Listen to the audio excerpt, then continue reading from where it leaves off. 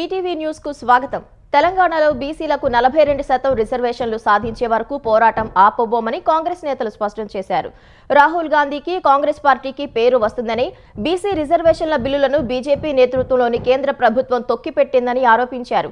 బీసీలకు 42% రిజర్వేషన్లు అమలు చేసే బిల్లులకు కేంద్రం ఆమోదం తెలపాల్సిందేనని కాంగ్రెస్ పార్టీ ఢిల్లీ జంతర్ మంతర్లో మహాధర్నా నిర్వహించింది. ముఖ్యమంత్రి రేవంత్ రెడ్డి, మంత్రులు, ఎంపీలు, ఎమ్మెల్యేలు, బీసీ సంఘాల నేతలు ధర్నాలో పాల్గొన్నారు.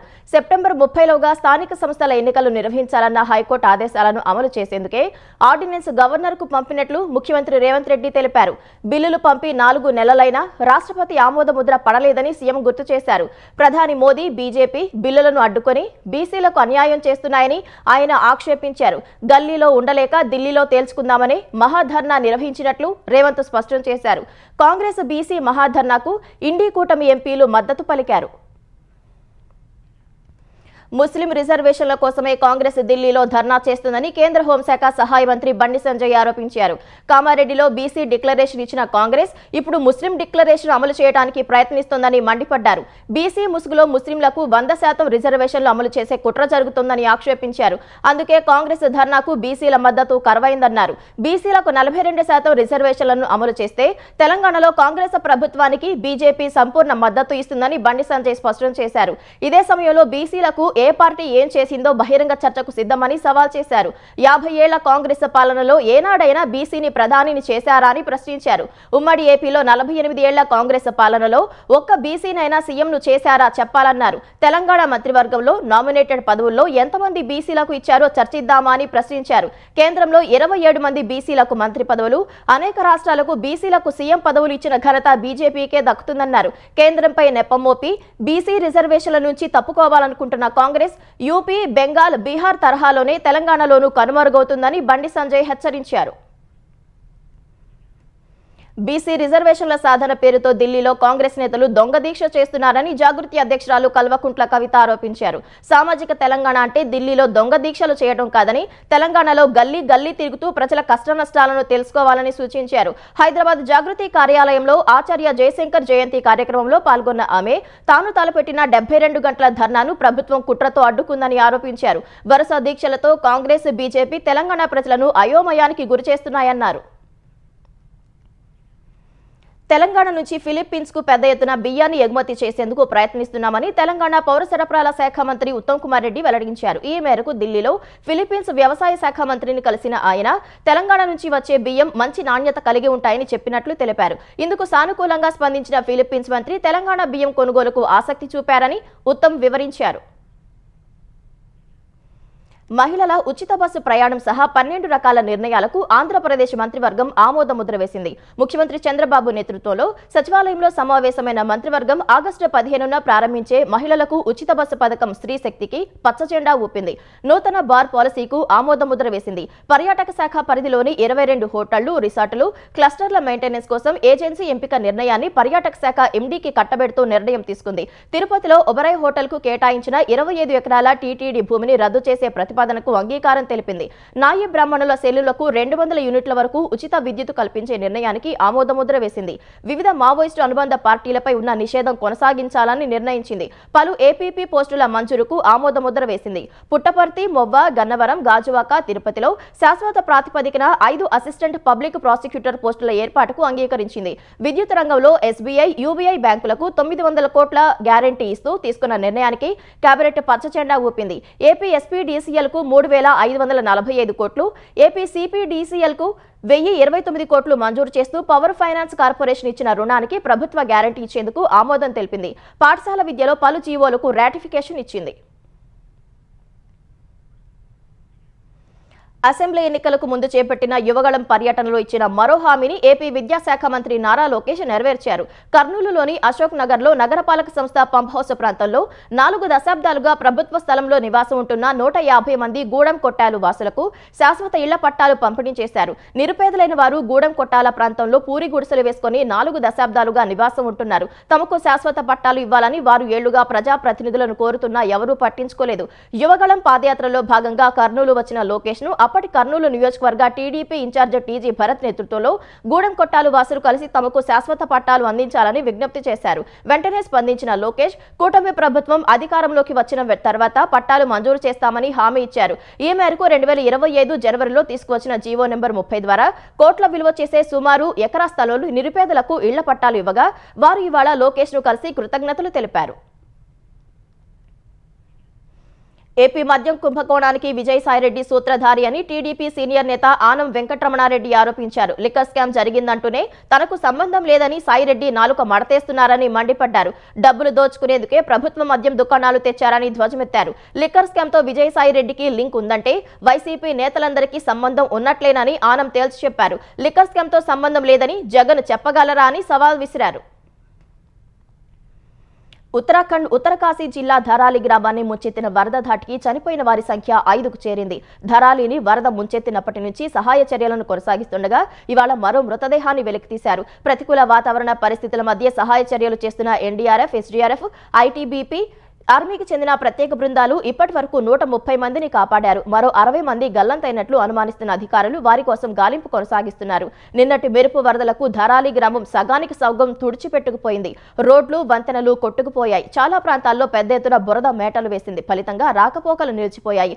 ఆయా ప్రాంతాల్లో సహాయ చర్యలు చేపట్టిన ఆర్మీ ధరారిలో చిక్కుకుపోయిన వారిని తరలించేందుకు MI-17 చినూక్ హెలికాప్టర్లను మోహరించింది. గల్లంతైన వారిలో 11 మంది సైనికులు కూడా ఉన్నట్లు రక్షణ శాఖ వర్గాలు ఇప్పటికే తెలిపాయి. సెంట్రల్ విస్టా ప్రాజెక్టులో భాగంగా నిర్మించిన కర్తవ్య భవన్ ను ప్రధాని నరేంద్ర మోదీ ప్రారంభించారు. ఇకపై కేంద్ర హోంశాఖ, విదేశాంగ శాఖ, గ్రామీణాభివృద్ధి శాఖ, పెట్రోలియం, DOPT, MSME శాఖలు కర్తవ్య భవన్ నుంచి కార్యకలాపాలు నిర్వర్తిస్తాయి. ప్రస్తుతం ఆయా శాఖలు 1950 నుంచి 70 మధ్య నిర్మితమైన శాస్త్రి భవన్, కృషి భవన్, నిర్మాణ్ భవన్ లో కార్యకలాపాలు సాగిస్తున్నాయి.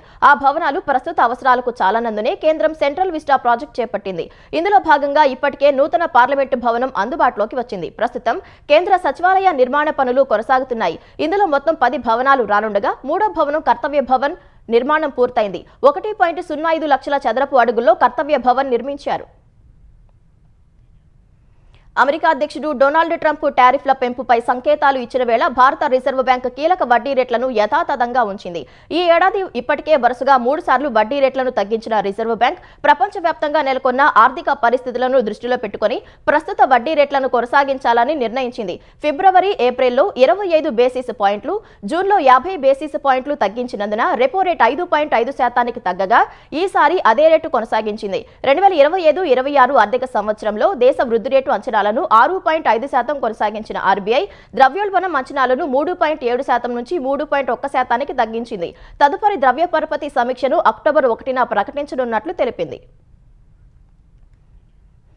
అనకాపల్లి జిల్లా నక్కపల్లిలో ఏర్పాటు చేయబోయే బల్క్ డ్రగ్ పార్క్ తమకు వద్దంటే వద్దని స్థానికులు తేల్చి చెప్పారు. నక్కపల్లి తహసీల్దార్ కార్యాలయం వద్ద ఆంధ్రప్రదేశ్ కాలుష్య నియంత్రణ మండలి ఏర్పాటు చేసిన పర్యావరణ ప్రజాభిప్రాయ సేకరణకు పెద్ద సంఖ్యలో స్థానికులు తరలివచ్చారు. బల్క్ డ్రగ్ పార్కుతో విపరీతంగా కాలుష్యం పెరుగుతుందని స్థానికులు ఆందోళన వ్యక్తం చేశారు. అలాంటి పరిశ్రమ తమకు వద్దని ప్రభావిత గ్రామాల ప్రజలు తెలిపారు. తమ అభిప్రాయాన్ని గౌరవించి ప్రభుత్వం కూడా వెనక్కి తగ్గాలని డిమాండ్ చేశారు. రాజకీయాలకు తాను పూర్తిగా దూరంగా ఉన్న కొందరు కావాలని తనపై విమర్శలు చేస్తున్నారని మెగాస్టార్ చిరంజీవి అసహనం వ్యక్తం చేశారు. సామాజిక మాధ్యమాల్లో తనపై అవాకులు చెవాకులు పేలుస్తున్నారని చెప్పారు. హైదరాబాద్ లో ఫీనిక్స్ ఫౌండేషన్ ఆధ్వర్యంలో జరిగిన మెగా వైద్య శిబిరానికి ముఖ్య అతిథిగా హాజరైన ఆయన రాజకీయ విమర్శలపై పెద్దగా స్పందించబోనని స్పష్టం చేశారు. ఓ నేత తనపై రాజకీయ విమర్శలు చేస్తే రాజమండ్రిలో ఓ మధ్యతరగతి మహిళ నిలదీయడం గర్వంగా అనిపించిందన్నారు.